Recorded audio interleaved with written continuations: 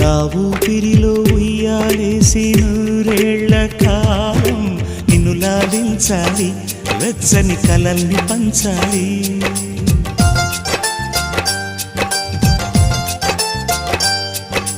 నీ స్నేహంలో స్నానం చేసి నా కన్ని దేహం తరించిపోవాలి, తీయని స్వరాలు పాడాలి.